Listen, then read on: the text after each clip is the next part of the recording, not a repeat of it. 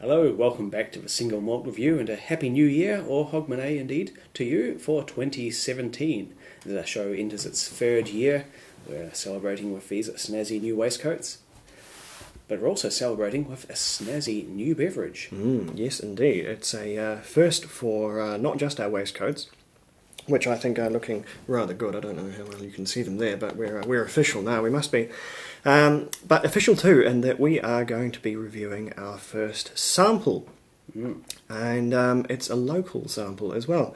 When you're a spirits review show down in New Zealand, it is very, very uncommon that you get to say you are reviewing something from your home country. But today we are reviewing Murderer's Bay Rum, 14-year-old, courtesy of the Dancing Sands Distillery. They were good enough to send us down a bottle for our scrutiny. So scrutinise it we will, and let you know what we think.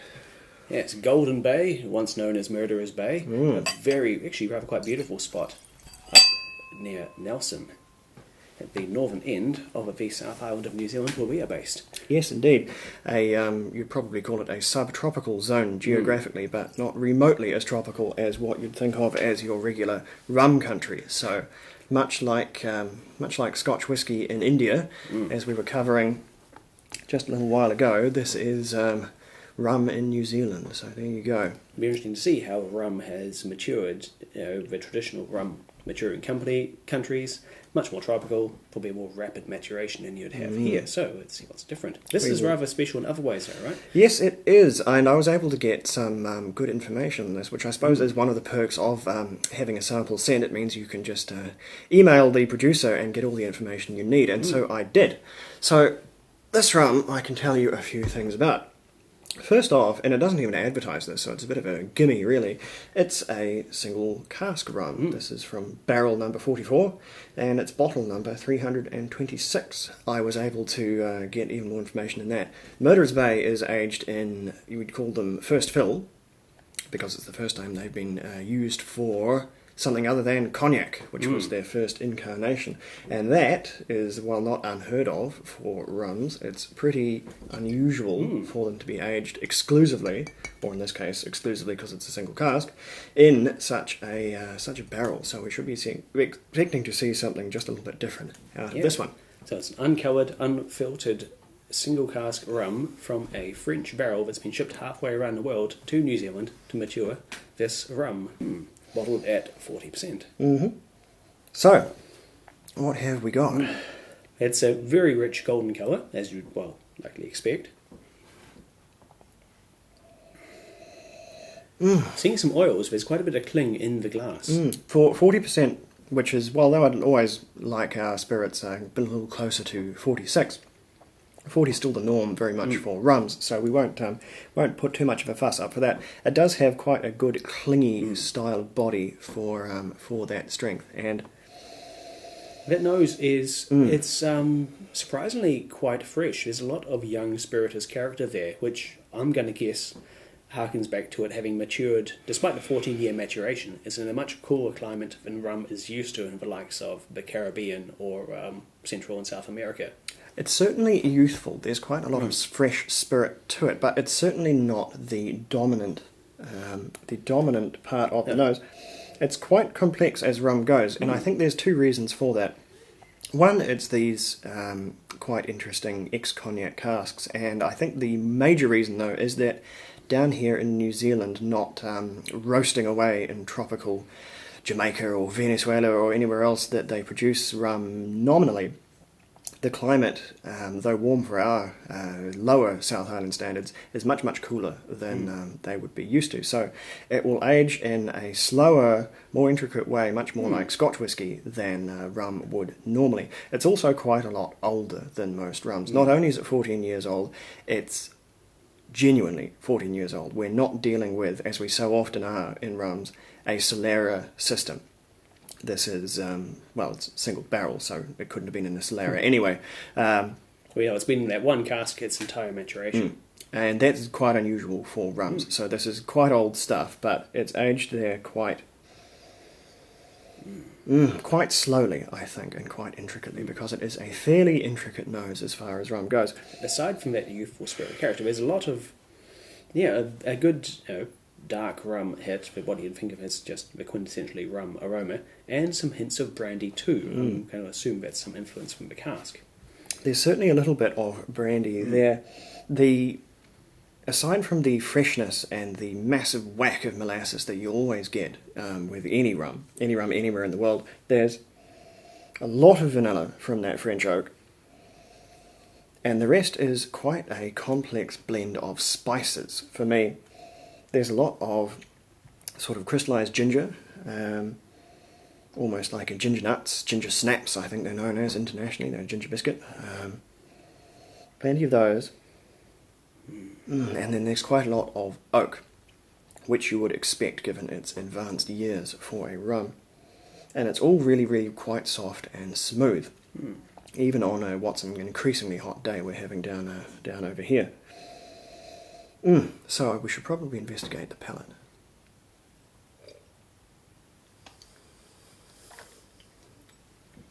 Ooh, that is medium-bodied. It's not surprisingly light, but it's not a heavy, treacly As rums go, body either. It's sort of a light to medium body. It's a pleasingly gentle rum. I think too often when you get aged rums particularly, they're so dark and so heavy that the hugely primary flavours from the sugarcane and the oak just end up a little bit overbearing. What you end up with is a very, very sweet, very, very syrupy end result, which we've seen quite a lot of. And they're very, very nice to drink, but they're not very cerebral. And this one, I think, is. This one is light enough so that its individual flavours really, really shine through. And it makes it a far better sipping rum than you normally get. First impressions I'm getting, there's a lot of that brandy influence. There's a creamy kind of a brandy butter flavour, or a heavily brandy soaked Christmas pudding, which is nice for this time of year too. But it's not too huge on the fruit. It's definitely more spices than, say, apricots happening here. Ginger in abundance, crystallized It's ginger. absolutely a spicy rum rather than a fruity one. It's spicy and it's oaky. That vanilla is still there, but less dominant as it was in the nose. The ginger is huge now. Lovely, soft, creamy ginger, but with just a little sharp, tangy edge to it, like a cream-filled brandy snap almost. Yeah, ginger in spades is what comes out at me from this one, but that mix of spices is still very much there. There's a little mace, clove, some allspice, just a hint of nutmeg as well. It's a very, very spicy rum without being a spiced rum. Which I tend to rampantly dislike, is probably why we've never seen a great too many spiced rums on the channel, but I'm not discounting them in the past. I just find them a little overbearing normally. I like to taste my spices as a result of the rum itself rather than having them heaved in, but anyway, it's a different story. I think that kind of slow burn, a relatively subdued and lengthy maturation has helped here, because it's got all kinds of flavours out of the wood, a little bit of it oak, and a lot of a spicy character, and just a good hint of brandy on top. I'm going to add just a little water to see what happens, see if anything emerges. I've added some water that has dulled some of those fresh, spirity notes.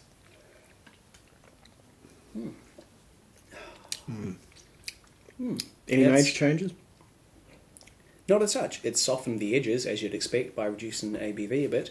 But no, I wouldn't say that's altered it radically. So I guess that's what they recommend on the bottle. Have it straight up, or with an ice cube if you so please. It's not going to radically change the character of it, so you're not missing out by trying one, not the other. In regards to adding anything to this, I suppose an ice cube on a very hot day, it certainly wouldn't do it any harm. But I think there's more appropriate rums for that. I think this one really is best enjoyed neat, maybe with a glass of water on the side is probably how I'd enjoy this one, because I think any attempt to adulterate this one and you really are going to start losing some of the complexity that I think really makes this rum shine. Similarly for cocktails, unless you have something very, very specific in mind, I would be steering quite well away from mixing this one with anything. It just isn't that kind of rum. It would be kind of a waste, I think, to try and mix a cocktail with this one.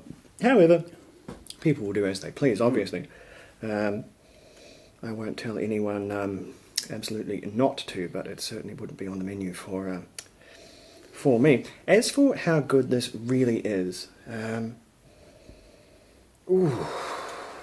I'll see what I can come up with. It's going to be a good score, I know that already. I've thought back and reflected on some of our about a half dozen rum reviews we've done in the past, and those have been a real kind of learning experience for me. Looking back at them, my earlier scores, they're pretty straightforward, pretty honest. Am I enjoying this? Sure, it gets a high score. Over time, we've tried more rums and got to know more. I've personally got to know more about the nuances and the subtleties and what I actually really do like and hone in on in a rum. But today we've got a strong competitor.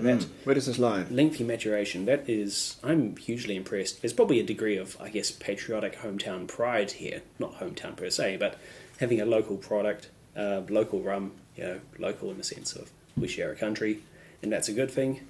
I'm going to go,